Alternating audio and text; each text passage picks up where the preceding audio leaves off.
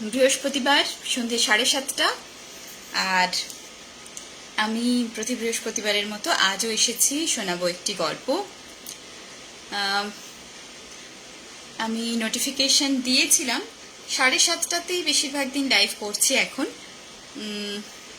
কারণ তাতে আমার মনে হয় যে আমার তো একটু সুবিধে হচ্ছেই, আর 8টা হলে অনেকটা রাতও হয়ে যাচ্ছে শেষ করতে, তাই এই সময় লাইভ।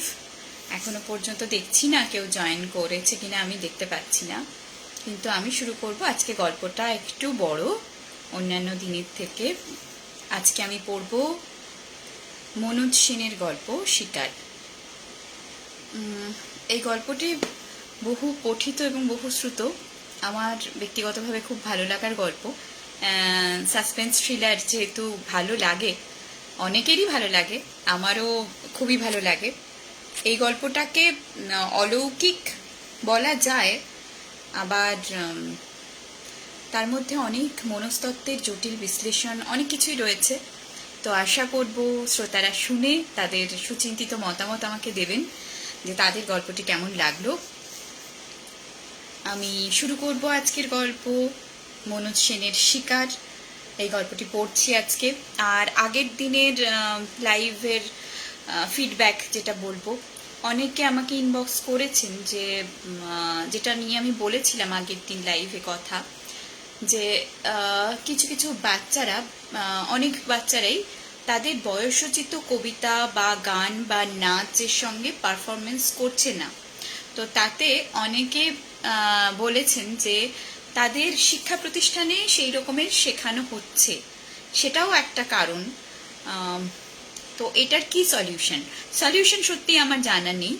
তবে হ্যাঁ, আপনারা যদি মনে করেন অভিভাবক হিসেবে যে এটা আপনারা চাইছেন না, তাহলে আপনাদের মানে বাচ্চার যে টিউটর বা টিচার, তার সঙ্গে আপনারা কথা বলে সেটা ফিক্স করতে পারেন যে আপনারা কি চাইছেন, যে বাচ্চা তার বয়সোচিত যা কবিতা, গান, গল্প যাই করুক, নাচ, সেটা তাদের বয়সোচিত ভাবেই করতে মানে স্বচ্ছন্দ বোধ করছে, এবং আপনারাও সেটাই চাইছেন যে সে করুক, যে বয়সের সে বয়সেরই কবিতা পাঠ করুক। কেননা ছোটদের প্রচুর সুন্দর কবিতা আছে, এবং যেটা তাদের শৈশবকে, আমাদের শৈশব থেকে আগের দিনই বলেছে অনেক জিনিস তো হারিয়ে যাচ্ছে, অন্তত তারা সেই যে ব্যাপারগুলো ছিল সেইটা অন্তত একটা রূপরেখা পাবে।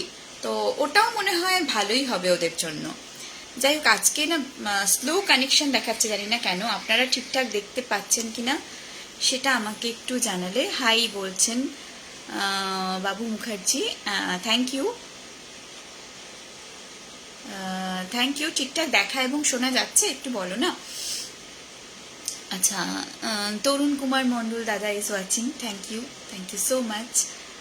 আরও অনেকে দেখছেন, আরও অনেকে জয়েন করেছেন, কিন্তু আমি কমেন্ট না করলে না, সবার বলেইছি সবার ছবিগুলো ছোট ছোট থাকে, তো আমি ঠিক মানে বুঝতে পারি না কারা দেখছে। মা দেখছে, মণিলেখা ভট্টাচার্য ইজ ওয়াচিং দেখাচ্ছে। আচ্ছা, থ্যাংক ইউ। আজকে পড়ছি মনোজ সেনের গল্প শিকার। আর আগের দিনের কথা তো বললাম। Basabi Bose is watching, thank you so much.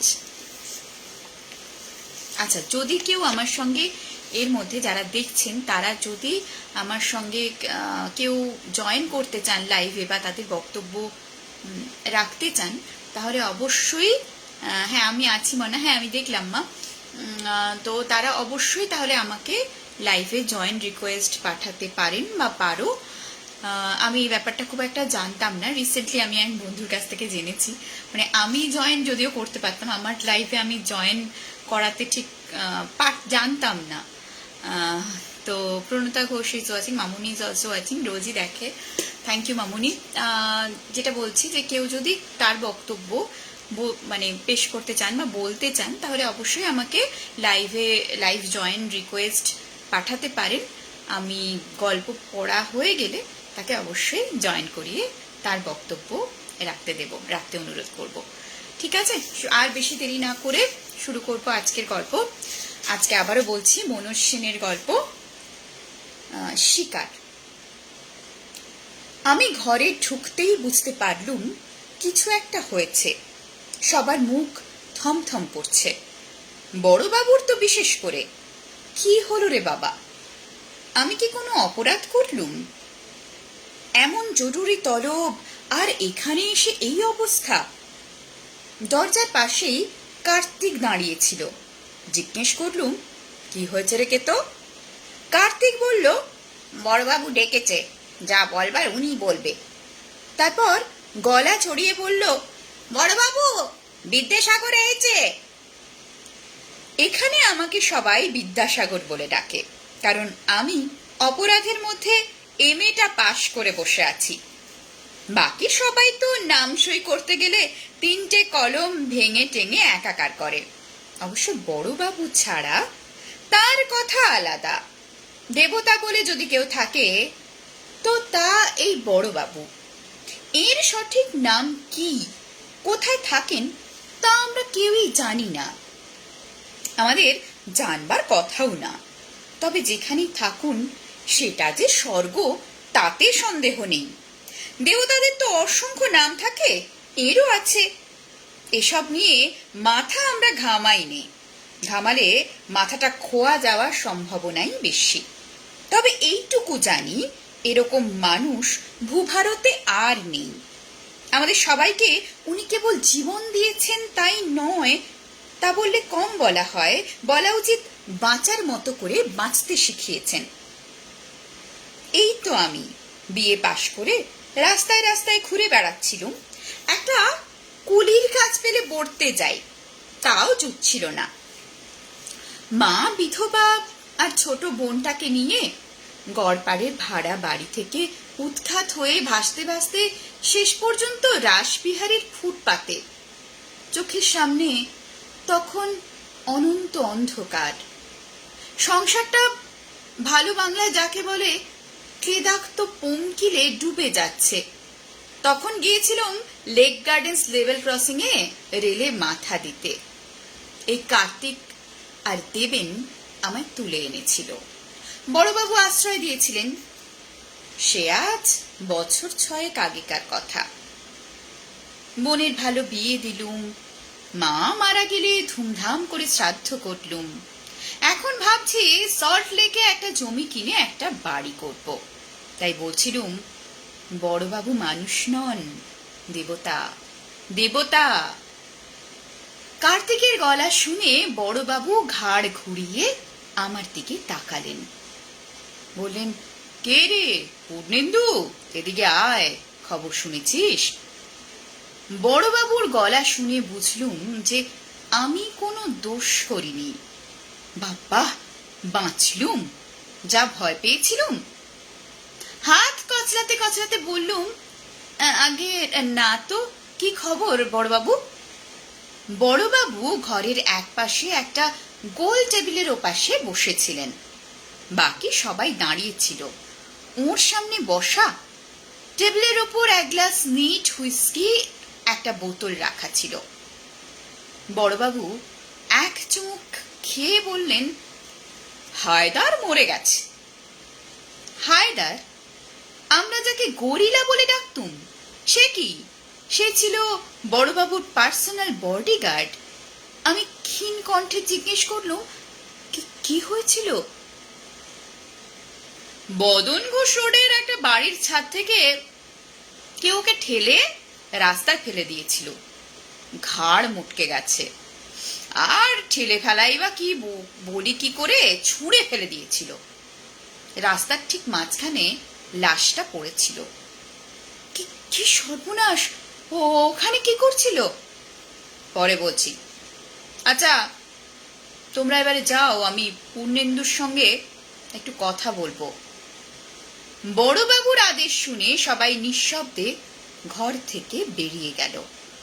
দাঁড়িয়ে রইলুম শুধু আমি। বড়বাবু এক হাত তুলে চোখের সামনে কালো চশমাটা ঠিক করে নিলেন। উনি 24 ঘন্টা কালো চশমা পরে থাকেন। কেন কে জানে? শুনেছি ওর একটা চোখ নাকি পাথরের। হতেও পারে, সে খবরে আমাদের দরকার কি? বড়বাবু সম্পর্কে বেশি কৌতূহল একদম ভালো জিনিস নয়। বড়বাবু বললেন, বদন ঘোষ রোড তুই চিনিস? ভবানীপুরে? সে যাকে, না চিনলে চিনিয়ে দেওয়া যাবে খন। ওখানে রাজমোহন সিংহ রায়দের বাড়ি আছে, পুরনো দিনের জমিদার বাড়ির মতন। বাড়ির ভেতর মন্দির টন্দির আছে, রোজ পুজো আচ্চা হয়। হায়দারকে ওখানেই পাঠিয়েছিলুম, কি যে হলো। সে যাকে, এবার কাজের কথা বলি, মন দিয়ে শুনবি।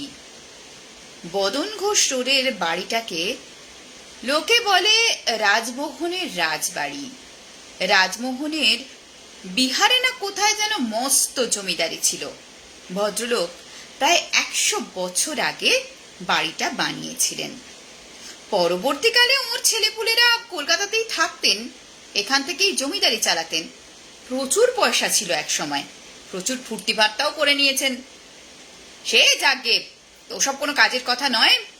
এখন এই বাড়ির মালিক একটা মেয়ে, তার নাম তিলোত্তমা রায়চৌধুরী। এ হচ্ছে এখন সিংহ রায়দের শেষ বংশধর। ওর ভাই রত্নাকর সিংহ রায় বছরখানেক হলো মরে গেছে। সে বিয়ে থা করেনি, ছেলেপুলে নেই, কাজেই এখন সব সম্পত্তির মালিকানা বর্তেছে এই তিলোত্তমার ওপর। ওর বাবা রমাকান্ত অনেকদিন আগেই মারা গেছেন। মেয়েটি বিধবা, বিয়ে হয়েছিল বছর 10 আগে কোনো এক রায়চৌধুরীর সঙ্গে। একটা বাচ্চা হয়েছিল, সেটা বছর 3 বয়সে মারা যায়। তার পরের বছর রায়চৌধুরীও মারা যায়। তখন মেয়েটি বাপের বাড়ি চলে আসে। এখানে এসে কেবল পুজো আচ্চা ধর্মকর্ম নিয়েই আছে। এটা তা প্রায় গত 5 বছর ধরে চলছে। সিংহরায়দের টাকা পয়সার এখন আর তেমন কিছু নেই, ফোঁপড়া হয়ে গেছে, কিন্তু ঠাট এখনো বজায় আছে। আর এটা চালিয়ে যাচ্ছে ওদের ম্যানেজার দুর্গাশঙ্কর উপাধ্যায়। নামে হিন্দুস্তানি, বাঙালি হয়ে গেছেন। বুড়ো হাড় বজ্জাত, ঘুঘু নাম্বার 1। ঘুষ খায় না, মেয়ে ছেলের লোভ নেই, মাল খায় না, একেবারে 3rd ক্লাস। আমি লোকটাকে বাজানোর জন্য বছর 2 আগে জিতেনকে পাঠিয়েছিলাম। তুই তো জিতেনকে জানিস, কথা বলা এক্সপার্ট। ইচ্ছে করলে আইনস্টাইনকেও বুঝিয়ে আসতে পারে যে সূর্য পশ্চিম দিকে ওঠে। সেই জিতেন মুখ খুলতে না খুলতেই সেই বুড়ো একেবারে পুলিশে ফোন করে দিয়ে বসে আছে। জিতেন কোন রকমে ওখান থেকে কেটে বেরিয়ে এসেছে। এখন তোর মনে প্রশ্ন ওঠা স্বাভাবিক যে সিংহ রায়রা যদি ফোঁপড়াই হয়ে গিয়ে থাকবে, তাহলে ওদিকে আমার নজর কেন? তার কারণ আছে। ওদের একটা জিনিস আছে যেটা বলা যায় অমূল্য, সেটা ওদের গৃহদেবতা, একটা বিষ্ণু মূর্তি। এই মূর্তিটা থাকে বাড়ির ভেতরে, কখনো বাইরে আসে না। বাইরের মন্দিরে যে বিষ্ণু মূর্তি, সেটা হুবহু এই মূর্তিটার নকল, কিন্তু নকলই। বাইরেরটা পাথরের, আসলটা অষ্টধাতুর। বাইরে মূর্তিটার যেসব গয়নাগাটি আছে সেগুলো সব ঝুটো, আসলটায় যে কি তার বলে দিতে হয় না। তার চেয়েও বড় হচ্ছে মূর্তিটার বুকে একটা প্রকাণ্ড পদ্মরাগমণি ফিট করা আছে, সেটাকে বলে কৌস্তভমণি। আমার নজর এই মূর্তিটার দিকে। আখতারুজ্জামান এই খবরটা দিয়েছিল বছর 3 আগে। সেই সময় রত্নাকর সিংহ রায় নাকি গোপনে এক জার্মান সাহেবের সঙ্গে দর কষাকষি করছিল ওটা বেচে দেওয়ার জন্য। সেটা আখতার জানতে পারে। তখন সে আমার কাছে আসে। আজ রত্নাকর বা আখতার কেউই বেঁচে নেই, আমি ছাড়া এটার খবর বোধহয় আর কেউ জানেও না। তবে আমার বিশ্বাস মূর্তিটা বের করে দিতে পারলে ঘরে 20 লাখ টাকা উঠবে মিনিমাম। চেপে চুপে ধরতে পারলে 40 পর্যন্ত উঠতে পারে। আমি হায়দারকে পাঠিয়েছিলাম মালটা ওঠানোর জন্য। ও বাড়ির একটা ঠিকে ঝিকে তুলে এনে কড়কাতেই সে বলে দিল মাল কোথায় আছে। দোতলার ওপর কর্তামশাইয়ের ঘর, সেখানে দেওয়ালের মধ্যে গাঁথা সিন্দুকের মতো মন্দির। বন্ধ করলে সিন্দুক, খুললে মন্দির। সেখানেই গৃহদেবতার অবস্থান। তুই তো জানিস হায়দার ছিল কলকাতা কেন সারা দেশের 1 নম্বরের গব্বাবাজ। যাকে বলে ক্যাট বার্গলার। অত বড় শরীরটা নিয়ে যে কোনো বাড়ির খাড়া দেওয়াল বেয়ে টিকটিকির মতো উঠে যেতে পারত। 10 তলার উপরে কার্নিশ বেয়ে হাঁটাচলা করতো, যেন মনে হয় ময়দানে হাওয়া খেতে যাচ্ছে। তার পক্ষে 2 তলার উপরে একটা ঘরে ঢুকে ঘুমের ওষুধ স্প্রে করে একটা সিন্দুক ভেঙে মাল বের করে আনাটা কোনো ব্যাপারই ছিল না। অথচ কিসের থেকে কি হয়ে গেল। ও বাড়ির যে 3টে দারোয়ান আছে তাদের সাধ্যি নেই হায়দারকে কাবু করে। তার মানে অনেকগুলো লোক ওখানে হায়দারের জন্য অপেক্ষা করছিল। ও ঢুকতেই সবাই মিলে ওকে কবজা করে ছাদে নিয়ে গিয়ে ছাদ থেকে ছুঁড়ে ফেলে দেয়। কিন্তু প্রশ্ন হলো, লোকগুলো জানলো কি করে যে সেই দিন হায়দার যাবে? আমি ভয় ভয় বললুম, ঠিকই ঝিটা। বড়বাবু হাত নেড়ে বললেন, না না, সেটাকে তো মেরে লেকের জলে ফেলে দিয়েছিলুম। ওসব সাক্ষী রাখতে আছে কখনো? খবর অন্য কেউ দিয়েছে, সে যাগে, সে ব্যাপারে তোর মাথা ঘামানোর দরকার নেই। এখন তোকে কি করতে হবে বলি শোন। তানুক কাকে বলে জানিস?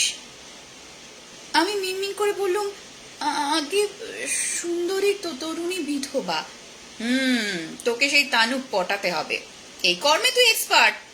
যেখানে যতবার তোকে মেয়ে ছেলে জপাতে পাঠিয়েছি ততবার তুই সাকসেসফুল। তোর ওই ফিল্ম স্টার মার্কার চেহারা আর সাহিত্য টাহিত্য নিয়ে কবি কবি কথাবার্তা যে এমন কাজে লাগবে কে ভেবেছিল? সে যাগে, এখন ওই তিলোত্তমাকে গাঁথা দরকার। কারণ কর্তামশাইয়ের ঘরে এখন তিলোত্তমা শোয়ে একা। আর ওই সিন্দুকের চাবি থাকে তিলোত্তমার আঁচলে। ওই ঘরের নানা জায়গায়, খাটের পাশে, টেবিলের নিচে, আলমারির কোনায়, সুইচ বোর্ডের পেছনে অ্যালার্ম বেলের সুইচ রাখা আছে। 1 সেকেন্ড সময় পেলেও ওই সুইচ টিপে দেওয়া সম্ভব। কাজেই তিলোত্তমাকে একবার পেড়ে ফেলতে না পারলে চাবিটা হস্তগত করা কঠিন হবে। তাছাড়া আর একবার একটা গব্বাবাজ পাঠাবো, তারও উপায় নেই।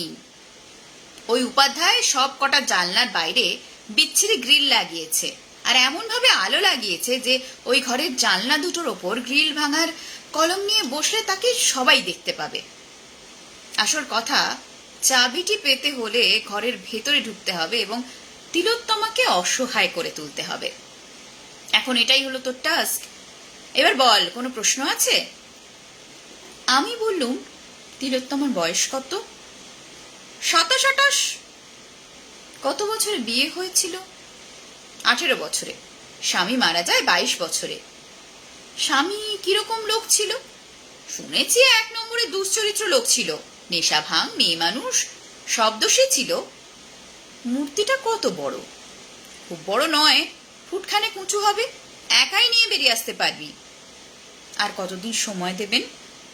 তা নে না তুই, যত সময় তোর দরকার, আমার কোনো তাড়া নেই। আমি চুপ করে আছি দেখে বড়বাবু বললেন, ব্যাস, আর কোনো প্রশ্ন নেই? আমি মাথা নাড়লুম, বললুম, না। তুই একটা কথা খেয়াল করেছিস? এই মেয়েটা কিন্তু ভীষণ ভক্তিমতী, ধর্মপরায়ণ আর শুচিবায়ুগ্রস্ত। তাতে কিছু আসে যায় না, ওসব বাইরের স্নায়বিক বিকার, ভেতরের সব সমান। এতদিনে এইটুকু জ্ঞান আমার হয়েছে যে দুনিয়াতে এমন কোনো মেয়ে নেই যে প্রলোভন প্রতিরোধ করতে পারে। হয়তো কেউ একটু বেশি দিন আটকে রাখতে পারে, কেউ কম দিন, কিন্তু শেষ পর্যন্ত লোভের কাছে নিজেকে বিকিয়ে দিতে হবেই। বড়বাবু দুটো সোনা বাঁধানো দাঁত বের করে একটা নিঃশব্দ হাসি হাসতে হাসতে বললেন, পাজি ছেলে, যা তৈরি হতে শুরু কর। তৈরি হতে মাস 4 সময় লাগলো। প্রথমে প্ল্যানটা ঠিক করা হলো। তিলোত্তমা দুঃখী মানুষ, কতটুকুই বা সুখের মুখ দেখেছে, অতএব আর একজন দুঃখী লোকের প্রতি তার সহানুভূতি চট করে জাগবে, এটাই স্বাভাবিক। এবার সেই সহানুভূতির রাস্তা ধরে তার কাছে এগুতে হবে, আস্তে আস্তে, দুঃখী দুঃখী ভাবে, ভবিষ্যতের একটা সুখের আবছা ছবি আঁকতে আঁকতে ধীরে ধীরে সেই অলিক ছবিটাকে একটা সত্যিকারের রূপ দিতে হবে। অতএব প্রথমেই চুল আর দাড়ি কাটা বন্ধ করে দেওয়া গেল। যখন সেগুলো বেশ বড় হয়ে উঠল তখন রোজ শ্যাম্পু করে যতদূর সম্ভব রুক্ষ রুক্ষ করে তোলা হলো। মাস দুয়েক খাওয়া দাওয়া প্রায় বন্ধ করে দেওয়া হলো। কাজ শুরু করার দুদিন আগে থেকে কুমোর বাড়ির মাটি ঘষে ঘষে চুল দাড়ি এলোমেলো উস্কো খুস্কো করে ফেলা হলো। তারপর ছেঁড়া প্যান্ট আর শার্ট জোগাড় হলো। আমার চেহারা দেখে মল্লিকা তো হেসে অস্থির, বললে, বাপরে বাপ, পারো তুমি এমন পোশাকে, আর এই চেহারা নিয়ে কোথায় যাচ্ছ তুমিই জানো। সেসব তো আবার জিজ্ঞেস করা বারণ। তবে এতদিন ধরে যখন ঘষা মাজা চলছে তখন এবার বেশ একটা বড় সড়ো কিছু হবে বলে মনে হচ্ছে। কি গো, তাই না? আমি বললুম, বলেছি তো এসব কথা জিজ্ঞেস করা বারণ। তবে এবার গাঁওটা যদি লাগে তবে তোমার কপাল খুলে যাবে, এই বলে দিলুম। বটে, কি হবে আমার? দিগঙ্গনা অ্যাপার্টমেন্টে 3 তলার ফ্ল্যাটটা তোমায় দিয়ে দেব, আমি চলে যাব সল্ট লেকে। ওহ, এই কেন, পছন্দ হলো না? 1200 স্কোয়ার ফিট, 2 বেডরুম। 2 বেডরুম? তবে আর কি, কি হবে আমার 2 বেডরুম নিয়ে? আচ্ছা, তুমি আমায় বিয়ে করতে পারো না? বিয়ে? তোমাকে? আমি? সশব্দে হেসে উঠলুম। পাগল হয়েছ? ফিল্মে নামিয়ে দিয়েছি, ভালো খাচ্ছ দাচ্ছ, ব্যাস ওই পর্যন্ত, তার বেশি আর হাত বাড়িও না। মল্লিকা ধপ করে খাটের ওপর বসে পড়ল, বলল, আমি জানতুম, আসলে তুমি একটা অমানুষ। তোমার বাইরেটা যেমন সুন্দর, ভেতরটা তেমনি কুৎসিত। আমি হাসতে হাসতে বললুম, তাহলে বিয়ে করতে চাওয়া কেন? বিয়ে করলে তো ভেতর বাহির সব সমান, তখন সেটা সইতে পারবে। তার চেয়ে এখন বাইরেটা নিয়ে আছো, সেটা নিয়েই থাকো, কুৎসিত যেটা সেটা ভেতরেই থাক। বড়বাবুর সঙ্গে গাড়ি করে গিয়ে রাজমোহনের রাজবাড়ি দেখে এলুম। রাজবাড়ি কিচ্ছু নয়, তবে বেশ বড় বাড়ি। চারিদিকে 8 ফুট উঁচু পাঁচিল, পাঁচিলের মাঝখানে বর্ষার মতো দেখতে লোহার শিক লাগানো চওড়া গেট। গেটের পর মার্বেল পাথর বসানো উঠোন, তার এক পাশে মন্দির, অন্য পাশে বোধহয় অফিস ঘর। গেটের দুপাশে দারোয়ানের বসবার সিমেন্টের চেয়ার, ওপারে সিমেন্টের লাল সবুজ রং করা ছাতা। উঠোনের পেছনে লম্বা টানা দোতলা বাড়ি, সামনে কারুকার্য কলা লোহার রেলিং বসানো বারান্দা, ওপরে সবুজ রং করা কাঠের ঝিলমিল, পেছনে সার সার দরজা। কটা ঘর বলা শক্ত। একতলার বাড়ির মাঝখানে বারান্দায় ওঠার শ্বেত পাথরের সিঁড়ি। দোতলায় ওঠা সিঁড়িটা রাস্তা থেকে দেখা যায় না। বড়বাবু বললেন, গেটের ঠিক সামনে দোতলায় যে ঘরটা দেখছিস ওটাই কর্তামশায়ের ঘর, তিলোত্তমা ওখানেই শোয়ে। আর একতলার একদম ডান দিকের ঘরটা ওই উপাধ্যায়ের। আমি জিজ্ঞেস করলুম, হায়দারের লাশ কোথায় পড়েছিল? এই যে যেখানে আমরা গাড়ি রেখেছি ঠিক এইখানে। ওই বাড়ির ছাদ থেকে হায়দারকে এত দূরে ছুঁড়ে ফেলেছিল? এ তো 10-12 জন তাগড়া লোকের কাজ। হ্যাঁ, তাই বটে। খবরটা যে কে ওগরালো সে যাকে, লোক লাগিয়েছি, 2-1 দিনের মধ্যেই বের করব। তুই তোর কাজ কর গে, এ নিয়ে ভাবিসনি। যত তাড়াতাড়ি পারিস তিলোত্তমাকে ওড়ানোর চেষ্টা কর। বলে বড়বাবু 2 সোনা বাঁধানো দাঁত বের করে নিঃশব্দে হাসতে লাগলেন। সারা রাত ফুটপাতে শুয়ে রইলুম। ভোরবেলা একটা রোগা পটকা দারোয়ান গেট খুলে দিল। তখন দেখি 2-4 জন বুড়ো বুড়ি ফুল টুল হাতে ভেতরে যাচ্ছে। আমিও তাদের সঙ্গে ভেতরে ঢুকলুম মাথা নিচু করে। মন্দিরটা দেখলুম খুব বড় নয়, আবার নেহাত ছোটও নয়। মূল বিগ্রহের ঘরের সামনে একটা বড় সড়ো চৌকো বারান্দা আছে, শ্বেত পাথরে মোড়া। তার 4 কোণে 4টে কারুকার্য করা থামের একটা ছাদও আছে।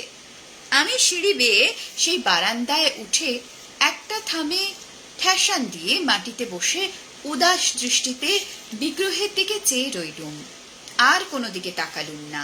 কে এলো কে গেল সেদিকে কোনো খেয়ালই নেই। পুরোহিত মশাই পুজো করলেন, কিসব জল টল ছেটালেন, ভক্তেরা প্রসাদ নিল, আমি কিন্তু বসেই রইলুম।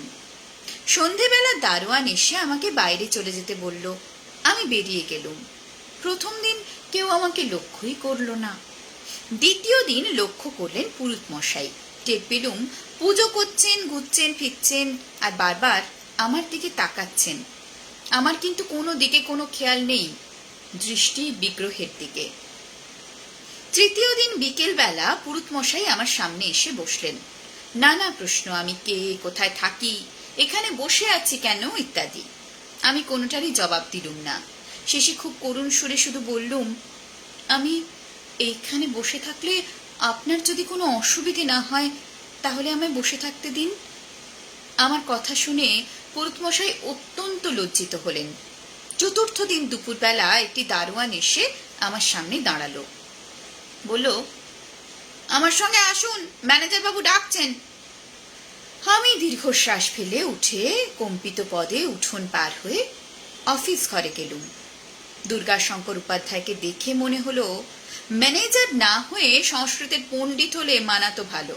ফর্সা টকটকে রং, পাকা ভুরু, পাকা গোঁফ, মাথায় সামান্য কটি পাকা চুল ঘেরা প্রকাণ্ড টাক, পরনে সাদা পাঞ্জাবি আর ধুতি। অফিস ঘরের এক পাশে একটি অতি প্রাচীন টেবিলের উল্টো দিকে এক অতি প্রাচীন চেয়ারে পিঠ সোজা করে বসেছিলেন। প্রশ্ন করলেন, তুমি বাঙালি? আমি নিঃশব্দে ওপর নিচে মাথা নাড়লুম। তুমি রোজ এখানে এসে বসে থাকো কেন? কে তুমি? কি চাও? আমি ক্ষীণ কণ্ঠে বললুম, আমার নাম পূর্ণেন্দু ভট্টাচার্য। আমি এই পর্যন্ত বলে মাথা ঘুরে অজ্ঞান হয়ে মেঝের ওপর পড়ে গেলুম। আমি কম্পিত কণ্ঠে বললুম, আমি এইসব খাবার খাবো? অফিস ঘরের একটা চেয়ারে আমি তখন বসে, চুলদাড়ি তখনও ভিজে, আমার সামনে টেবিলের ওপর ভাত আর পঞ্চব্যঞ্জন। আমার সামনে দাঁড়িয়ে উপাধ্যায় আর কয়েকজন কর্মচারী। উপাধ্যায় বললেন, হ্যাঁ সব খাবে। ডাক্তারবাবু বললেন, 3-4 দিন নাকি তোমার খাওয়া হয়নি। আমি নিঃশব্দে কিছুক্ষণ কাঁদলুম। তারপর মাছ তরকারি সরিয়ে রেখে শুধু নুন দিয়ে খানিকটা ভাত খেয়ে উঠে পড়লুম। উপাধ্যায়ের দিকে তাকিয়ে বললুম, ধন্যবাদ, তবে ভবিষ্যতে দয়া করে এটা করবেন না। আমি এখানে খেতে আসি না, আসি শান্তির খোঁজে। যদি মনে করেন আমার মতো হতভাগার এখানে এলে কোনো অসুবিধে আছে, দারোয়ানকে বলে আমায় বারণ করে দেবেন। বলে ক্লান্ত পায়ে আস্তে আস্তে ঘর থেকে বেরিয়ে গেলুম। উপাধ্যায় খুব একটা বিচলিত হয়েছেন বলে মনে হলো না। কঠিন কণ্ঠে বললেন, এখানেই শান্তি পাবে এমন কথা তোমার মনে হলো কেন? আমি ঘুরে দাঁড়িয়ে বললুম, শান্তি পাবো কি পাবো না তা তো জানি না, তবে খুঁজতে দোষ কি? বহু জায়গাতেই তো খুঁজলাম, পাইনি তো। তবে হ্যাঁ, আপনাদের পুরুত মশায়ের সংস্কৃত উচ্চারণ বড় খারাপ, খুব কানে লাগে। বলে আবার ফিরে গিয়ে মন্দিরের বারান্দায় বসলুম। ডাক এলো সেদিন বিকেল বেলার। একটি কাজের মেয়ে এসে বললে, দিদিমণি তোমাকে ডাক দিচ্ছেন। বুঝলুম সময় হয়েছে নিকট। এবার আমাকে সেখানে নিয়ে যাওয়া হলো। এটা মূল বাড়িটায় একতলার একটা অফিস ঘর। মানধাতার আমলের মোটা মোটা ফার্নিচার দিয়ে সাজানো। এটাই ছিল কর্তামশায়ের পার্সোনাল অফিস। ঘরটার এক পাশে একটা অতিকায় সেক্রেটারিয়েট টেবিল, তারই সামনে দাঁড়িয়েছিল তিলোত্তমা, আমার শিকার। ওপাশে উপাধ্যায়, আষাঢ়ের মতন গম্ভীর মুখ। শিকারটিকে দেখে বড়ই খুশি হওয়া গেল। হ্যাঁ, শিকার হয়তো এমনি সুন্দরী তো বটেই, কিন্তু কি ব্যক্তিত্ব! কেবল শুভ্র বসনে বা গায়ের রঙে নয়, তপক্লিষ্ট মুখ, ঘনকৃষ্ণ চোখ বা রক্তিম অধরষ্ঠ ঘিরে জলজল করছে একটা শান্ত, দৃঢ় এবং দুর্ভেদ্য জ্যোতি। দীর্ঘ শরীরে সামান্য মেয়েদের ছোঁয়া লেগেছে, কিন্তু তাতে ক্ষতি হয়নি। এমন শিকার না হলে খেলায় আনন্দ কোথায়? বড়বাবুর অত হাসির কারণটা বুঝলুম। তার প্রিয় শিষ্য আমি ওই প্রস্তর কঠিন সৌন্দর্যটা ছিঁড়ে টুকরো টুকরো করছি, সে দৃশ্য কল্পনা করেই ওর অত পুলক হয়েছিল। তিলোত্তমা অনুচ্চ গম্ভীর কণ্ঠে প্রশ্ন করলেন, খাবার দেয়া হয়েছিল, খাওনি কেন? আমি মাথা নিচু করে যথাসাধ্য ক্ষীণ কণ্ঠে বললুম, এসব খাবার আমার পক্ষে খাওয়া সম্ভব নয়। তিলোত্তমা একটু ইতস্তত করে বলল, তোমার নাম শুনলুম পূর্ণেন্দু ভট্টাচার্য, ব্রাহ্মণ। দেখে তো ভদ্র সন্তান মনে হচ্ছে। পুরুতমশাইয়ের উচ্চারণে ভুল ধরেছ, তার মানে লেখাপড়াও কিছু জানো? কদ্দূর পড়াশুনো করেছ? আমি পূর্ববৎ বললুম, MA পাশ করেছি, ইকোনমিক্স আর সংস্কৃত। আমার কথা শুনে তিলোত্তমা বেশ কিছুক্ষণ চুপ করে রইল। বুঝলুম শকটা লেগেছে। তারপর বলল, তুমি মানে আপনি ইকোনমিক্সে MA পাশ করে এমন পাগলের মতন চেহারা করে ঘুরে বেড়াচ্ছেন কেন? তার উপর 3 দিন খাননি, এখানেই বা এসে পড়ে থাকছেন কেন? আমি একটা খুব ম্লান হাসি হাসলাম।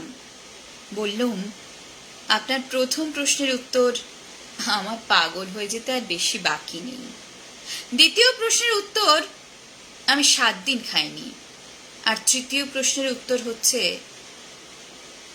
আমার মতো অভাগা বিশ্বস্রষ্টার মন্দিরে আসে একটু শান্তির জন্য, অথচ যেখানেই যাই সেখানেই বড় গোলমাল, বড় ঠেলাঠেলি, বড় নোংরামি। এই একটা মন্দির যেখানে চেঁচামেচি নেই, দর কষাকষি নেই, তপবনের মতো এ জায়গাটা গম্ভীর, সংযত আর উদার, তাই এখানে আসি। চট করে চোখ তুলে দেখে নিলুম তিলোত্তমার মুখের রেখাগুলো নরম হয়ে এসেছে। হতেই হবে। আর একটু চুপ করে থেকে বললুম, কিছু বলবেন? তিলোত্তমা বলল, কি হয়েছে আপনার? আমি আবার সেই পাণ্ডুর হাসিটি দিলুম। বললুম, আপনি সেসব শুনে কি করবেন? সারা জীবন সুখ আর প্রাচুর্যের মধ্যে কাটিয়েছেন। আমার কপালে রুক্ষকেশী অলক্ষ্মী অচঞ্চলা হয়ে বসেছেন। এখন শুধু দিন গুনছি কবে তিনি মরণ ফাঁসিটি টানবেন, সেদিন বাঁচব। মুক্তোর মতো দাঁত বের করে হাসল তিলোত্তমা। বলল, আপনি ভাবছেন আপনার চেয়ে দুঃখী এই পৃথিবীতে আর কেউ নেই, তাই না? আপনার এই ধারণা কিন্তু ভুল। আপনি বলুন, আপনার কথা আমি শুনব। তারপর অনেক অনুরোধ উপরোধ ইত্যাদির পর আমার জীবন কাহিনীটি বললুম। আহা, কি কাহিনী! হিন্দি সিনেমাওয়ালা পেলে লুফে নিত। গল্পটা এইরকম, আমার বাবা ছিলেন গরিব স্কুল টিচার, সংস্কৃতের সেকেন্ড পণ্ডিত। আমরা থাকতুম গড়পাড়ে একটা ভাঙা বাড়ির একতলায় 2টো ঘর নিয়ে। 18 বছর বয়সে যখন উচ্চ মাধ্যমিক পরীক্ষা পাশ করলুম, তখন বাবা মারা গেলেন। বাড়িওয়ালা শ্রাদ্ধের দিন আমাদের ঘাড় ধরে বাড়ি থেকে বের করে দিলেন। এ পর্যন্ত ঘটনা সত্যি। তারপর আমি আর মা ছোট বোনকে নিয়ে উঠলুম মধ্য কলকাতার এক বস্তিতে। সারাদিন কখনো কুলিগিরি করে, কখনো ছোট ছোট মাল বিক্রি করে অতি কষ্টে সংসার চালাতে চালাতেও রাস্তার আলোয় পড়াশুনো করে বিএ পাশ করলুম। তখন একটা চাকরি পেলুম একটা ওষুধের কারখানায়, কেরানির কাজ, অ্যাকাউন্টস ডিপার্টমেন্টে। 500 টাকা মাইনে। এত টাকা জীবনে কখনো দেখিনি। উত্তরপাড়ায় একটা 2 কামরার ঘর ভাড়া করে সেখানেই সবাই মিলে উঠে গেলুম। মা জোর করে ধরে বিয়ে দিয়ে দিলেন। বউ অত্যন্ত গরিবের ঘরের মেয়ে, বিধবার গলার কাঁটা, দেখতেও আহামরি কিছু নয়। তারপর কয়েকটা মাস যেন কাটলো স্বপ্নের মতো। সুখ আর আনন্দ যেন উপচে পড়তে লাগলো। আমার ভাগ্য অলক্ষ্মী আড়ালে হাসলেন। আঘাতটা এলো হঠাৎ। আমাদের কারখানায় একদিন সন্ধেবেলা ডাকাত পড়লো। আমাদের অ্যাকাউন্টেন্ট খুন হলেন, 3 লাখ টাকা লুট হলো। পুলিশ এসে আমাকে অ্যারেস্ট করলো। পুলিশ প্রমাণ করলো যে আমি ডাকাত দলের গুপ্তচর। আমার 8 বছরের জেল হয়ে গেল। আমি জেল থেকে প্রাইভেট পরীক্ষা দিয়ে সংস্কৃত আর ইকোনমিক্সে MA পাশ করলুম। ভালো ব্যবহারের জন্য আমার 2 বছরের সাজা মুকুব হলো। ছাড়া পেলুম দিন 10 আগে। উত্তরপাড়ায় গিয়ে শুনলুম আমার মা না খেতে পেয়ে রক্তবমি করে মারা গেছে। 18 বছরের বোনটা গলায় দড়ি দিয়ে আত্মহত্যা করেছে। আমার একটা ছেলে হয়েছিল, সে 5 বছর বয়সে রাস্তায় খেলতে খেলতে লরির তলায় চাপা পড়ে গেছে। তখন আমার স্ত্রী বদ্ধ উন্মাদ অবস্থায় বাড়ি থেকে বেরিয়ে যায়। 2 দিন বাদে গঙ্গায় তার মৃতদেহ ভাসতে দেখা যায়। ফলে আজ আমি এই পৃথিবীতে সম্পূর্ণ একা। অসহ্য যন্ত্রণার স্মৃতি বুকে নিয়ে মৃত্যুর অপেক্ষা করছি। আমার জীবন শেষ হয়ে গিয়েছে। এহেন গল্প শুনলে চোখে জল আসবে না পৃথিবীতে এমন মেয়ে বোধহয় কেউ নেই। তিলোত্তমরও তাই হলো। কেবল উপাধ্যায়ের ভাবলেশীন মুখ দেখে মনে হলো না যে তার কিছু মাত্র মানসিক বিকার ঘটেছে। সজল কণ্ঠে তিলোত্তমা বলল, আপনার ধারণা জীবন শেষ হয়ে গিয়েছে, তাই না? না, জীবন শেষ হয়ে যায় না। প্রত্যেক দিন সকালে আমাদের নতুন জীবনের শুরু হয়, আপনারও হয় এবং হবে। জ্যাঠামশাই, মন্দির ট্রাস্টের একটা পোস্ট তো খালি আছে, পূর্ণেন্দুবাবুকে ওই কাজটা দিন না, উনি চাকরিও করবেন, মন্দিরে দেখাশোনাও করবেন। উপাধ্যায় কঠিন গলায় বললেন, অজ্ঞাত কুলশীলস্য বাসদেয়ং ন কস্যচিৎ। অজ্ঞাত কুলশীল ব্যক্তিকে কখনো আশ্রয় দেবে না। তার উপর আমি কথাটা শেষ করে দিলুম, জেল খাটা আসামি। আশ্রয় তো দূরস্থান, তার মুখদর্শনও পাপ। দিদিমণি, আপনার চাকরি আপনারই থাক, আর ওর যদি আপত্তি থাকে কাল থেকে আমাকে আর দেখতেও পাবেন না।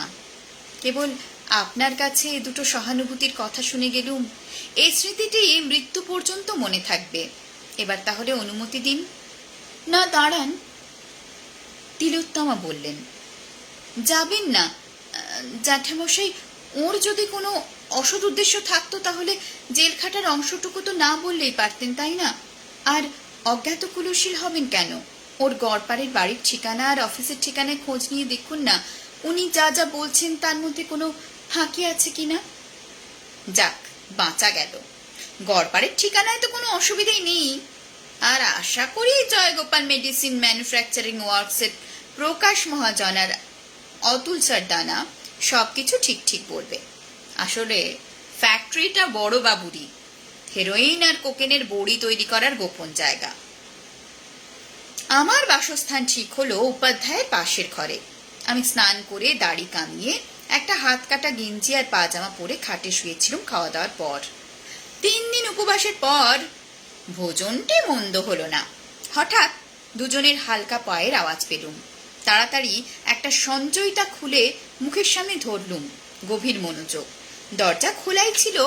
পর্দা সরিয়ে প্রথম ঘরে ঢুকলেন উপাধ্যায়, তার পেছনে তিলোত্তমা। আমি যেন হঠাৎ টের পেলুম। এইরকম ভাব করে বইটা তক্তপোষের ওপর ফেলে তাড়াতাড়ি উঠে দাঁড়ালুম। তিলোত্তমা এক নজরে বইটা দেখলো, তারপর আমার দিকে তাকালো। এক মুহূর্তের জন্য হলেও ওর চোখ দুটো বিস্ফারিত হয়ে উঠল। সে চোখ বিস্ময় ছাড়া আরো একটু কিছু ছিল। বিকেলবেলায় নোংরা ছেঁড়া জামা কাপড় পরা উস্কো খুস্কো চুলদাড়িওয়ালা পাগলের মতো চেহারার লোকটার ভেতর থেকে যে এরকম একটা কিছু বেরিয়ে আসতে পারে সেটা সে ভাবতেই পারেনি। সে বিষয়ে আমার সন্দেহ নেই। আমাদের দুজনের চোখ সেই এক মুহূর্তের জন্য আটকে গেল। তারপরেই চোখ নামিয়ে তিলোত্তমা জিজ্ঞেস করল, আপনার কোনো অসুবিধে হচ্ছে না তো? আমি যেন ওর গলায় একটা অতি ক্ষীণ কম্পন শুনতে পেলুম। আমি প্রবল বিনয়ের সঙ্গে বললুম, না দিদিমণি, কিচ্ছু না। উপাধ্যায় মশাই ভাড়ার থেকে জামা কাপড় দিয়েছেন, খাওয়াও খুব ভালো হয়েছে। আমি কাল থেকে কাজ শুরু করব। ভালো বলে হঠাৎ ঘুরে তিলোত্তমা ঘর থেকে বেরিয়ে গেল। পেছনে পেছনে আষাঢ়ের মতো মুখ করে গেলেন উপাধ্যায়। পায়ের শব্দ শুনে বুঝলুম দুজনে গিয়ে ঢুকলেন পাশের ঘরে। দেয়ালে কান লাগিয়ে শুনলুম তিলোত্তমা বলছে, আপনি মিছিমিছি ভয় পাচ্ছেন জ্যাঠামশাই, আমি তো লোকটির কোনো বদমতলব দেখতে পাচ্ছি না। যা হোক, আপনি খোঁজ খবর তো নিন। আর তাছাড়া ভুলে যাচ্ছেন কেন? আমার তো কোনো বিপদ হতে পারে না। উপাধ্যায় বললেন, তোমার এই অদ্ভুত ধারণাটা আমি ভুলে যাওয়ারই চেষ্টা করি মা। তিলোত্তমা হেসে উঠল। সেই হাসির শব্দ বুকে নিয়ে আমি খুশি খুশি মনে ঘুমোতে গেলুম। একটা কথা খচখচ করতে লাগলো, তিলোত্তমার কোনো ক্ষতি হতে পারে না কেন? এ কথার অর্থ কি? এরপর দুদিন আমি শুধু অফিস আর ঘর, ঘর আর অফিস করলুম। দ্বিতীয় দিনে দেখি উপাধ্যায়ের মুখের মেঘ খানিকটা কেটেছে। সেদিন রাত্রে আবার পাশের ঘরে কথোপকথন শুনলুম। উপাধ্যায় বলছিলেন, ছেলেটি সত্যি কথাই বলেছে মা, তবু বলবো আমাদের সাবধানে থাকা দরকার।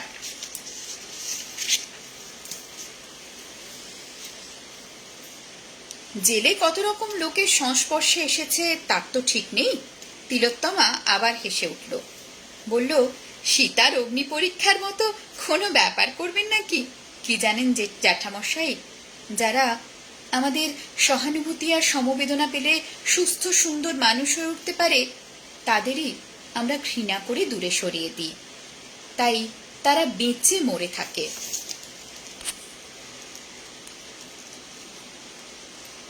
আমি একটু কমেন্ট পড়ে নিই। আচ্ছা, অনেক কমেন্ট এসেছে, আমি একটু পড়ে নিচ্ছি।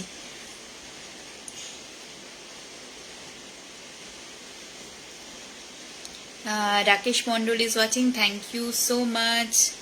টুলু Debnath is watching, thank you. দিদি আপনার লাইভে যুক্ত হয়ে গেলাম। মোহাম্মদ আমিন বলছেন, thank you so much. Rakesh Mondal বলছেন শুনছি, থ্যাংক ইউ। টুলু দেবনাথ বলছেন নাইস, থ্যাংক ইউ।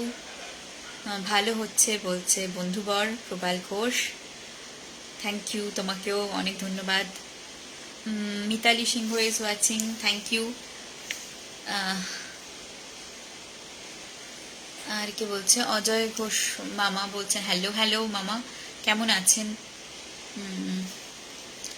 কেমন আছো অমৃতা? আমি ঠিক আছি মামা। প্রবাল কেমন আছে? প্রবালও ঠিক আছে। বাচ্চাটা কেমন আছে? রিভুও ঠিক আছে। শিউলি সেদিন বলছে কি চমৎকার করে পড়ে। অনেকদিন পরে কথা হচ্ছে, কেমন আছো? Abhik Kole is watching. শিউলি অনেক ধন্যবাদ লাইভে থাকার জন্য।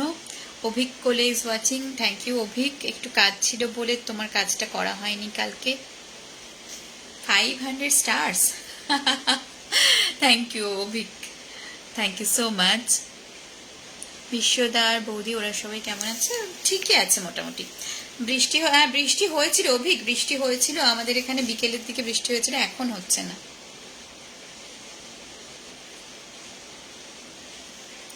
সিংহদ্বারের চিরকুট is watching, thank you so much. Amal Maity অতি সুন্দর বলছেন, অমল মাইতি ইজ ওয়াচিং, অতি সুন্দর, থ্যাংক ইউ। কৃষ্ণ বেরা পাত্র ইজ ওয়াচিং, কৃষ্ণা অনেক ধন্যবাদ, কেমন আছো তুমি? মাসি সুচিতা দে ইজ ওয়াচিং, মাসি থ্যাংক ইউ। কেমন আছো তোমরা? নাতনি কেমন আছে? পড়না কেমন আছে জানিও। আচ্ছা, আবার গল্পে ফিরে যাই। বললাম আজকের গল্পটা অনেকটা বড়। দু একজন বলছেন গল্প শুনতে ভালো লাগছেন, যারা পরে শুনবেন তারাও জানাবেন গল্প কেমন লাগছে।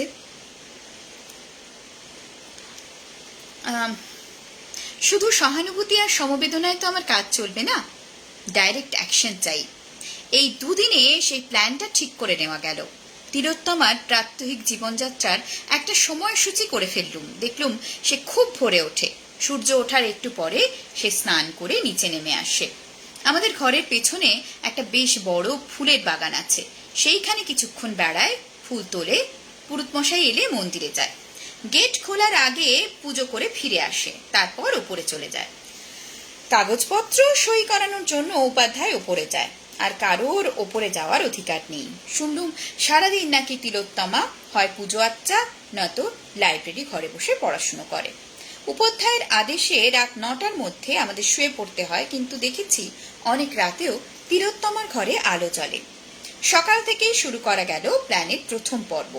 3-4 দিন বাদে একদিন ভোরবেলা সিন্ধু ভৈরবীতে বাঁধা একটি মীরার ভজন গাইতে শুরু করলুম। জানলার পর্দাটা সামান্য ফাঁক করে রাখলুম তিলোত্তমার উপর গানের এফেক্টটা কি হয় দেখার জন্য। আমার গলা ভালো, বড়বাবুর কৃপায় ওস্তাদ বাদল মিয়ার কাছে রীতিমতো তালিম নিয়েছি। দেখলুম গান শুরু হতেই তিলোত্তমা এদিক ওদিক তাকিয়ে দেখে বুঝতে চেষ্টা করলো গানটা কোত্থেকে আসছে। তারপর যেন ওর বেড়ানোর একটা ছন্দ পতন ঘটলো। একটু ইতস্তত ঘুরলো, 2-একটা ফুল গাছের সামনে দাঁড়ালো, তারপর একটা বকুল গাছের নিচে একটা বেদির উপর মাথা নিচু করে বসে পড়ল। স্থির অকম্পিত দেখে আমার গান শুনতে লাগলো। আর দেখলুম ওর এমনিতে ফ্যাকাশে মুখে কি যেন একটা রঙের ছোঁয়া লেগেছে, কান দুটো লাল হয়ে উঠেছে। একটু বাদে কাজের মেয়ে এসে তাড়াতাড়ি কি যেন বলল, বোধহয় বলল যে পুরুত মশাই অপেক্ষা করছেন। তখন সে উঠে ফুলের সাজিতে যেমন তেমন কতগুলো ফুল তুলে তাড়াতাড়ি বাগান ছেড়ে চলে গেল। আমি অবশ্য গানটা চালিয়ে গেলুম। তারপরেও বেশ কিছুক্ষণ ধরে বুঝলুম ওষুধ ধরতে শুরু করেছে। এরপর 4-5 দিন ধরে এই গানই চলল। কখনো আহির ভৈরব, কখনো ললিত, কখনো বিভাস। রোজই একই দৃশ্য, বকুল গাছের নিচে শ্বেত পাথরের মূর্তির মতো তিলোত্তমা। ভাগ্যিস রোজ এই সময় উপাধ্যায়ের গঙ্গা স্নানে যান। তিনি থাকলে যে কি হতো কে জানে। এরপর প্ল্যানের দ্বিতীয় পর্ব, দূরত্বটা সরিয়ে দিয়ে কাছাকাছি আসার প্রচেষ্টা। মালিদের সঙ্গে কথা বলাই ছিল একদিন কাক ভরে উপাধ্যায় গঙ্গা স্নানে বেরিয়ে যাওয়ার সঙ্গে সঙ্গে আমি একটা খাকি শর্টস পরে খালি গায়ে একটা কোদাল কাঁধে নিয়ে বেরিয়ে গেলুম আর মাটি কোপানো শুরু করলুম। যখন সূর্য উঠল ততক্ষণে আমার সর্বাঙ্গ ঘামে ভিজে চকচক করছে, সবকটা মাসল অবলীলায় খেলে বেড়াচ্ছে। তিলোত্তমার আসার পথের দিকে পেছন করে আমি এক মনে মাটি কোপাতে লাগলুম। একটু বাদে শুকনো পাতার উপর লঘু পায়ের শব্দ আর দামি সাবানের মৃদু সুবাসে বুঝতে পারলুম সে এসে পিছনে দাঁড়িয়েছে। কয়েকটি রুদ্ধশ্বাস মুহূর্ত, তারপরেই আমি যেন হঠাৎ টের পেয়ে ঘুরে দাঁড়ালুম। দেখলুম ফুলের সাজি হাতে নিয়ে বিস্ফারিত চোখে তিলোত্তমা আমার দিকে চেয়ে আছে। একটা ক্ষুধিত বাঘিনীর মতো তার রক্তিম মুখ, নিষ্পলক দু চোখে চকচক করছে লোলুপ দৃষ্টি। আমি খুব অল্প সময়ে সে দৃশ্যটা উপভোগ করে বলে উঠলুম, আরে দিদিমণি, আপনি কখন এলেন? দেখিনি তো। আমার প্রশ্নের জবাব পেলুম না। তিলোত্তমার চটকা ভেঙে একটু কাঁপা কাঁপা গলায় বলল, এ কি, এ আপনি কি করছেন? মালিরা নেই? আমি আমার খ্যাতনামা রমণী মোহন হাসিটি হেসে বললাম, থাকবে না কেন, তবে ওদের আসতে একটু দেরি আছে। আমি ওদের কাজটা একটু এগিয়ে রাখছি, এতে স্বাস্থ্যও ভালো থাকবে, মনও ভালো থাকবে। জানেন, জেলে থাকার সময় আমি বাগান করা শিখি। আমি শান্তশিষ্ট হয়ে থাকতুম বলে বোধহয় ওরা আমাকে কঠিন কাজ না দিয়ে বাগানের কাজ দিয়েছিল। আজ আমি এই কাজে কিন্তু এক্সপার্ট। আপনি জেলের কথা ভাবেন কেন? ও কথাটা ভুলে যান। মনে করুন ও জীবনটা ফেলে এসেছেন চিরকালের জন্য। মন ভালো করতে বই পড়েন না কেন? ভালো বই পাবো কোথায়? এদিকে ধারে কাছে কোনো লাইব্রেরি আছে বলেও তো জানি না। লাইব্রেরি আছে, এ বাড়িতেই আছে, আমার ঠাকুরদা আর বাবার কালেকশন। আমি পুজো হয়ে গেলে ওপরে যখন যাব তখন আসবেন, আপনাকেও দেখিয়ে দেব। আপনি যত খুশি বই ওখান থেকে নিয়ে পড়ুন, কিন্তু এসব কাজ করবেন না। আপনি বারণ করলে কখনো করব না দিদিমণি, তবে আমার যে বাগান করতে খুব ভালো লাগে। বেশ, তাহলে করুন। আমাকে দিদিমণি বলে ডাকবেন না, উত্তমাদি বলে ডাকতে পারেন। আচ্ছা উত্তমাদি, তাই হবে। সেদিন সারাদিন আমি ওপরে যাবার কোনো চেষ্টাই করলাম না। বিকেলের দিকে নামলো তুমুল বৃষ্টি। কালিদাস বলেছেন, মেঘ দেখলে যিনি সুখী ব্যক্তি তিনিও উদাস হয়ে পড়েন। কথাটা দেখলুম সত্যি। হঠাৎই উপাধ্যায় মশাইয়ের যে কি হলো, আমাকে ডেকে বললেন, এই যে পূর্ণেন্দু, শুনলুম তুমি নাকি খুব ভালো গান গাও, তা একটা বর্ষার গান শোনাও না। আমি তৎক্ষণাৎ রাজি। বারান্দায় বসে ধরলুম মিয়া কি মালহার, পুরো খেয়াল। চোখ বুজে গান গাইছিলুম। মাঝে মাঝে একবার চট করে চোখ খুলে দেখে নিলুম সামনের উঠোনে দোতলার দরজার আলো এসে পড়েছে, আর তার মধ্যে রেলিং ধরে দাঁড়িয়ে থাকা একটি নারী মূর্তির ছায়া। আর দেখার দরকার ছিল না, তৎক্ষণাৎ চোখ বন্ধ করে ফেললুম। সে রাত্রে খুব তাড়াতাড়ি দোতলার আলো নিভে গেল। তারপর দিন দেখি উপাধ্যায়ের মুড খুব ভালো, হেসে ছাড়া কথাই বলছেন না। অফিসের বাকি দুজন কেরানিকে আমার গানের খুব প্রশংসা করলেন। এর মধ্যে বিকেলবেলা তিলোত্তমার কাজের মেয়েটি অফিস ঘরে এসে আমাকে বললে, তোমাকে দিদিমণি ডাকতেছেন গো, এখুনি একবার উপরে যাও। আমি উঠে দাঁড়ালুম। তৎক্ষণাৎ ঘরের মধ্যে বজ্র নির্ঘোষ শুনলুম, দাঁড়াও, আমিও তোমার সঙ্গে যাব। তাকিয়ে দেখি উপাধ্যায়ের মুখ আবার আষাঢ়ের মেঘের মতো, তবে এবারেরটা আরো ঘন। আমরা দুজনে একসঙ্গে দোতলায় উঠলুম। দেখি লম্বা বারান্দায় এক প্রান্তে একটা দরজার সামনে তিলোত্তমা দাঁড়িয়ে আছে। আমাদের দেখে কুন্দদন্ত বিকশিত করে বলে, হে কি জ্যাঠামশাই, আপনাকেও ডেকে নিয়ে এলো নাকি? আষাঢ়ের মেঘের ভেতর থেকে গুরুগম্ভীর স্বর বেরুল, না, আমি নিজেই এসেছি। আপনার কোনো দরকার নেই জ্যাঠামশাই, আপনি নিচে যান। আমি পূর্ণেন্দু বাবুকে ওপরে ডেকেছি বাবার লাইব্রেরিটা দেখাবো বলে। বলে দরজাটা খুলে আমাকে বলল, আসুন। উপাধ্যায় আর এগুতে দিয়েও এগুলেন না। একটা বাচ্চা ছেলের মতো রাগী আর অভিমানী মুখ করে এক জায়গায় দাঁড়িয়ে রইলেন। লাইব্রেরিটা সত্যি দেখবার মতো। তিলোত্তমা চঞ্চল পায়ে ঘুরে ঘুরে দেখাতে লাগলো। ওর গলার স্বরে, কথা বলার স্বভাবসিদ্ধ গাম্ভীর্যের বদলে কোথায় যেন একটা চাপল্যের ছোঁয়া লাগলো। এমনকি একটা বই আলমারি থেকে নামিয়ে সেটা খুলে আমাকে বলল, দেখুন দেখুন, এই লেখাটা দেখুন। বলে যখন ডাকলো, আমি ওর ঘাড়ের উপর দিয়ে বইটা দেখার ছলে ঘনিষ্ঠ হয়ে কাছে এগিয়ে গেলেও সে সরে গেল না। আবার দেখলুম তার মুখে রক্তাভা, বুকের ঘন ঘন ওঠা পড়া। আমি বইটা হাতে নিয়ে বললুম, চমৎকার, এটা আমি নিই। তিলোত্তমা ঘাড় কাত করলো, কিন্তু কোনো শব্দ করলো না।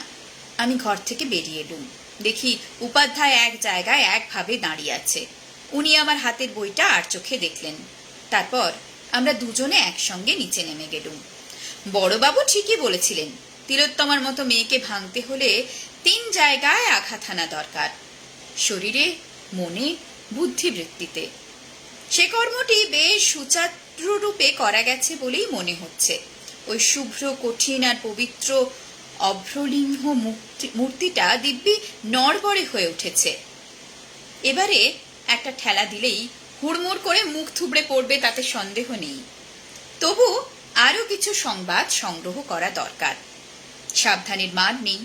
সেই কারণে পরদিন সকালে বাগানে তিলোত্তমার পাশাপাশি হাঁটতে হাঁটতে জিজ্ঞেস করলুম, আপনি যে একেবারে একা দোতলায় থাকে, আপনার ভয় করে না? তিলোত্তমা হেসে উঠল, বলল, ভয় করবে কেন, নিচেই তো আপনারা আছেন। তাছাড়া আমার ঘরের মধ্যে একটি কাজের মেয়েকে নিয়ে শোয়ার চেয়ে একা শোয়া অনেক বেশি নিরাপদ। তাহলেও একটা দারোয়ান যদি বারান্দায় শুয়ে থাকতো, কোনো দরকার নেই। তাছাড়া দোতলায় কেউ শুতে চায় না, ওদের নাকি ভয় করে। এবার আমার হাসির পালা। বললুম, খুব সাহস আপনার না? ছেলে মানুষের মতো মাথা ঝাঁকিয়ে তিলোত্তমা বলল, খুব। বলে এমনি ভাবে হাত নাড়ল যে সে হাত আমার নগ্ন বুকের উপর দিয়ে যেন অজান্তেই বুলিয়ে গেল। এরপর প্রায় 1 মাস ধরে চলল আমার গান, সকালে একসঙ্গে বাগানে বেড়ানো, লাইব্রেরির বই এনে পড়া। আমি দোতলায় যাই বিকেল বেলা, যখন অনেক সময় তিলোত্তমা সেখানে থাকে না। ধীরে ধীরে উপাধ্যায়ের মুখের মেঘ আবার কেটে যেতে লাগলো। কারণ ছাড়া তিলোত্তমা আর আমার মধ্যে প্রভুবৃত্তির সম্পর্ক আর সেই রকম দূরত্বই তিনি দেখতে লাগলেন। অথচ তার চোখের আড়ালে আমাদের ঘনিষ্ঠতা যে বেড়েই যাচ্ছে, সে কথা তিনি বুঝতেই পারলেন না। আমি ইতিমধ্যে তিলোত্তমার ছোটবেলা থেকে বিয়ের আগের প্রায় সব ঘটনাই শুনে ফেলেছি।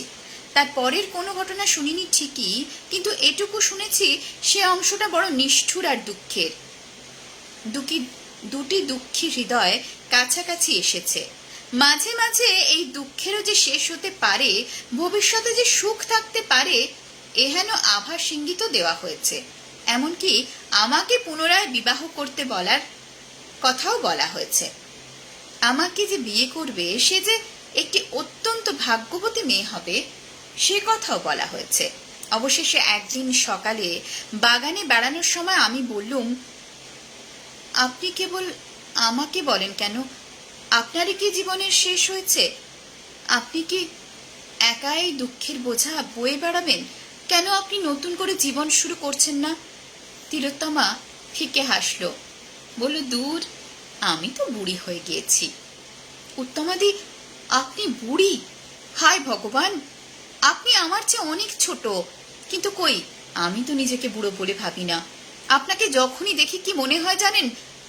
কাহারে হেরিলাম, সে কি স্বপ্ন, সে কি মায়া, এ কি অনিন্দ সুন্দর কায়া। আমার যদি সামর্থ্য থাকতো, এই সম্পত্তি আর বৈধব্যের জাঁতাকল থেকে আমি আপনাকে জোর করে তুলে নিয়ে যেতুম বাইরে, আলোয়, মুক্তিতে। তিলোত্তমার মুখটা কেমন যেন হয়ে গেল। চাপা গলায় বলল, কে বলেছে তোমার সামর্থ্য নেই? বলে হঠাৎ দ্রুত চঞ্চল পায়ে মন্দিরের দিকে চলে গেল। সে রাতে তুমুল বৃষ্টি নামলো। ঘন ঘন বাজ পড়ার শব্দে চারিদিক যেন কেঁপে উঠতে লাগলো। আমরা তাড়াতাড়ি খেয়ে নিলুম, তাড়াতাড়ি শুয়েও পড়লুম।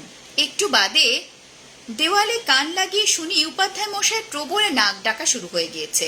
বুঝলুম আর দেরি করা ঠিক নয়, আজই রজনীতে হয়েছে সময়। তৈরি হতে বেশিক্ষণ লাগলো না। পাজামার তলায় এক পায়ের সঙ্গে ইলেকট্রিক ব্যান্ড দিয়ে বেঁধে নিলুম লিকলিকে ছুরি, স্টিলেটো, আর অন্য পায়ে বাঁধলুম একটা ক্লিপ ড্যাগার। কোন হাতে কোনটা কখন লাগে তো বলা যায় না। পাঞ্জাবির এক পকেটে নিলুম একটা মুখ বাঁধা স্টিকিং প্লাস্টার আর একখণ্ড বড় কাপড়। অন্য পকেটে রইল হাত দেড়েক লম্বা সরু একটা নাইলনের দড়ি। তারপর লাইব্রেরি থেকে আনা যে বইটা তখন পড়ছিলুম সেটা হাতে করে ওপরে রওনা হলুম। একটা ব্যাপারে অন্তত নিশ্চিন্ত ছিলুম যে আমার আজকের এই নৈশ অভিসারের কথা কারোর পক্ষে জানা সম্ভব নয়। দোতলায় উঠে দেখি তিলোত্তমার ঘরে তখন আলো জ্বলছে, দরজা বন্ধ। ভালোই হলো, আমি পা টিপে টিপে ও ঘরটা পার হয়ে লাইব্রেরি ঘরের দরজাটা ইচ্ছে করে একটু শব্দ করে খুলে ভেতরে ঢুকলুম আর আলোটা জ্বালিয়ে দিলুম। তার একটু পরেই তিলোত্তমার ঘরের দরজা খোলার শব্দ পেলুম। তৎক্ষণাৎ আমি পিছন ফিরে বইটা আলমারিতে রাখতে ব্যস্ত হয়ে পড়লুম। প্রায় সঙ্গে সঙ্গে তিলোত্তমা দরজায় এসে দাঁড়ালো। আমাকে দেখে কম্পিত গলায় বলল, এ কি তুমি, মানে আপনি এত রাতে? আমি নতমস্তকে বললুম, বইটা রাখতে এসেছিলাম উত্তমাদি, কাল ভোরে আমি এ বাড়ি ছেড়ে চলে যাচ্ছি। তিলোত্তমার দুপা ভেতরে ঢুকে এলো। বলো, সে কি? কেন? আমি ভীষণ পাপ করেছি উত্তমাদি। যিনি আমাকে মৃত্যুর মুখ থেকে তুলে এনেছেন, আশ্রয় দিয়েছেন, সমবেদনা আর সহানুভূতি দিয়ে আমার দুঃখ মেটাবার চেষ্টা করেছেন, আমি তার সম্বন্ধে কুচিন্তা করেছি। এ বাড়িতে তারপর আর থাকার আমার অধিকার নেই, নরকেও স্থান হবে না আমার। তিলোত্তমা আরো দুপা এগিয়ে আমার বুকের সামনে এসে দাঁড়ালো। মৃদু হেসে বলল, কুচিন্তা করেছ আমার সম্পর্কে? বলো না কি চিন্তা করেছ, বলো না। না উত্তমাদি, সে আমি বলতে পারবো না। উত্তমাদি নয়, বলো তিলোত্তমা। আমি তৎক্ষণাৎ প্রবল আলিঙ্গনে ওকে জড়িয়ে ধরে বলতে লাগলুম, তিলোত্তমা, তিলোত্তমা। কিন্তু আমার মনে তখন একটা সমস্যা। এই অবস্থায় যদি আমি এক্ষুনি তিলোত্তমাকে খুন করে ফেলতে পারি, একটা শব্দও করার সুযোগ পাবে না। তারপর চাবিটা হস্তগত করা কোনো ব্যাপারই নয়, সেটাই করব। না আগে এমন সুন্দরী মেয়েটাকে উপভোগ করে নেব, তারপরে মারব, নাকি হাত পা মুখ বেঁধে ফেলে রেখে যাব যাতে সকালে এসে সবাই সে অবস্থায় ওকে দেখতে পায়। তখন মজাটা আরো জমবে। মনে হলো শেষ প্রস্তাবটাই সবচেয়ে ভালো, সবাই দেখুক পবিত্রতার কি হাল হতে পারে। তখন আমি ওকে কোলে তুলে নিয়ে শোবার ঘরের দিকে রওনা হলুম। তিলোত্তমা আমার হাতের ওপর নববধূর মতো থরথর করে কাঁপতে লাগলো আর বিড়বিড় করে কি যেন সব বলতে লাগলো। ওসব আমি আজকাল আর শুনি না, কেবল কত মেয়েই দেখেছি এইরকম সবাই সবাই প্রায় একরকম কথা বলে। ওকে নিয়ে শোবার ঘরে এসে খাটের সামনে ওকে দাঁড় করিয়ে দিলুম। প্রথমে শুইয়ে দিলে ব্যাপারটা রসিয়ে রসিয়ে খেলানো যাবে না। তারপর ওর বুকের আঁচলটা নামিয়ে দিয়ে একটা মুগ্ধ মুখভঙ্গি করে বললুম, তিলোত্তমা, তুমি সত্যিই তিলোত্তমা। এরকম একটা বোকা বোকা কথা শুনেও তিলোত্তমা রেগে গেল না, বরং লজ্জা করুন মুখ তুলে আধ বোঝা চোখে বলল, দরজাটা দরজাটা বন্ধ করে দাও প্লিজ, বলে দরজার দিকে তাকিয়ে একটা আর্তনাদ করে উঠে তাড়াতাড়ি আঁচলটা বুকে তুলে নিল।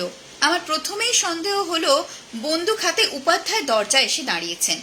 আমি একটু সামনে ঝুঁকে যাতে চট করে পা থেকে একটা ছুরি বের করে নিতে পারি দরজার দিকে ঘুরে দাঁড়ালুম। ও হরি, কোথায় উপাধ্যায়? এ তো দেখি বছর তিনেকের একটা ফর্সা গোলগাল মেয়ে ঘরে ঢুকেছে। মেয়েটির নিষ্পাপ মুখ, এক মাথা কোঁকড়া কোঁকড়া চুল, বড় বড় কালো চোখ, আর পরনে একটি কুটোও নেই। এ আবার কে রে বাবা, কার মেয়ে? আমি সহাস্যে তিলোত্তমার দিকে চেয়ে বললুম, এ কে? তিলোত্তমা কিন্তু হাসল না। নিষ্ফলক বিস্ফারিত চোখে মেয়েটির দিকে চেয়ে বলল, ও শিখা, ও শিখা। শিখা আবার কে? ওর নাম হওয়া উচিত ছিল ঝামেলা। দেখি ওকে কেমন করে এখন তাড়ানো যায় কিনা। এই ভেবে আমি বাচ্চাটির কাছে গিয়ে নিচু হয়ে ওর মুখের কাছে হাত এনে বললুম, খুকি, এই বৃত্তির মধ্যে নান্তু হয়ে ঘুরতে নেই, যাও তো মা, ঘরে যাও। বলেই মেয়েটি হঠাৎ হাত বাড়িয়ে আমার চুলের মুঠি ধরে আমাকে পাশের দেওয়ালে আছড়ে ফেলল। ব্যাপারটা এত আচম্বিতে হলো যে আমার মুখ থেকে একটা শব্দ বেরুলো না। আমার মাথা ঝনঝন করে উঠল। আমি স্তম্ভিত বিস্ময়ে অনড় হয়ে রইলুম। তখন শুনতে পেলুম তিলোত্তমার হাহাকার, তুই কেন এলি? আজ কেন এলি? তোর বাবা যখন আমার গলা টিপে মারতে গিয়েছিল তখন আমি মনে মনে তোকে ডেকেছিলুম, তুই এসেছিলি। গুন্ডাগুলো যখন আমায় ধরতে এসেছিল তুই এসেছিলি।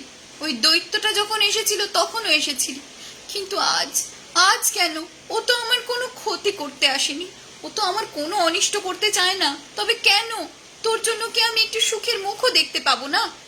মেয়েটি তার নিষ্পাপ বড় বড় চোখে তিলোত্তমার কথা শুনল, একটি শব্দও করল না। তারপর হঠাৎ আমার দিকে এগিয়ে এসে আমার একটা ঠ্যাং ধরে অবলীলাক্রমে আমার বিশাল শরীরটা টানতে টানতে তিলোত্তমার পায়ের কাছে এনে ফেলল। বিনা বাক্য ব্যয়ে আমার পা জামার দুটো পা আমার হাঁটুর ওপর তুলে দিল। ছুরি দুটো বেরিয়ে পড়ল। এইবার তিলোত্তমার দ্বিতীয়বার আর্তনাদ করার পালা। বাচ্চা মেয়েটা অতঃপর আমার পাঞ্জাবির দু পকেট থেকে অন্যান্য জিনিসপত্রগুলো বের করে তিলোত্তমার সামনে ফেলে দিল। তিলোত্তমা তখন একটা প্রবল কান্নায় খাটের ওপর ভেঙে পড়ল। আমি দেখলাম এটাই শেষ সুযোগ। কোনো রকমে একটু খাড়া হয়ে বিদ্যুৎ বেগে স্টিলেটোটা টেনে নিয়ে বাচ্চাটার গলা লক্ষ্য করে চালালুম। সেটা যেন সে আগে থেকেই জানতো। সে চট করে আমার কবজিটা ধরে এমন একটা মোচড় দিল যে আমি অসহ্য যন্ত্রণায় খাড়া হয়ে উঠলুম। কি কষ্টে যে চিৎকারটা আটকালুম সে আমিই জানি। সে আমার গলা থেকে কেবল একটা বিকৃত আওয়াজ বেরুলো, এটা কে তিলোত্তমা, এটা কে? ততক্ষণে বাচ্চাটা আমার দরজার দিকে টানতে টানতে নিয়ে যাচ্ছে। তারই মধ্যে শুনতে পেলুম আমার প্রশ্নের উত্তর, ও আমার মেয়ে শিখা। তিলোত্তমার মেয়ে? সে কোথায় ছিল এতদিন? আমার চিন্তা সব জট পাকিয়ে যাচ্ছে। আমার নাক মুখ দিয়ে আগুন বেরুচ্ছে। আমাকে কোথায় নিয়ে যাচ্ছে? দরজার সামনে আমার আমি পালাতে চাই। আমার সর্বাঙ্গে এখন অসহ্য যন্ত্রণা। সে এনে আমাকে দরজার সামনে দাঁড় করালো। বাইরে বিদ্যুৎ চমকাচ্ছে। হঠাৎ আমার পেছন থেকে একটা প্রচন্ড আঘাত করলো। মনে হলো যেন 10টা ঘোড়ার লাথি একসঙ্গে এসে পড়ল। আমি ছিটকে বারান্দা দিয়ে শূন্যে এসে পড়লুম। আমার তপ্ত শরীরে ঠান্ডা বৃষ্টির ধারা অমৃত রসের মতো লাগলো। হঠাৎ মনে পড়ল তিলোত্তমার মেয়ে। বড়বাবু তো বলেছিল সে প্রায় 7 বছর আগে মরে গেছে। বড়বাবু তো মিথ্যে কথা বলেন না। বড়বাবু দেবতা। নিচের জলে ভেজা পিচের রাস্তাটা বিদ্যুৎ বেগে আমার দিকে উঠে আসছে। ওখানেই হায়দার পড়েছিল না? আমিও সশব্দে ওখানেই পড়লুম। মট করে আমার ঘাড়টা ভেঙে গেল।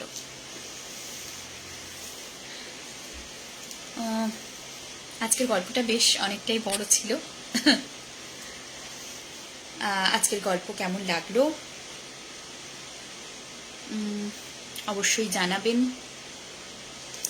অনেকে লাইভে আমার সঙ্গে ছিলেন, তাদের সকলকে অনেক ধন্যবাদ। আজকের মতো সবাইকে জানাই শুভরাত্রি। পরের সপ্তাহে আবার আসবো লাইভে। ততক্ষণের জন্য সবাই ভালো থাকবেন, এই শুভকামনা।